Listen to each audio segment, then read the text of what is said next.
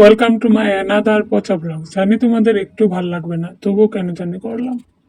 সকালে উঠে আমার একটাই কাজ, দাঁত ব্রাশ করতে করতে বাড়ির কাজগুলো একবার দেখে নেওয়া, আর কোন গাছে কয়টা ফুল ফুটেছে সেটা দেখে নেওয়া, আর কোন গাছটা কেমন আছে।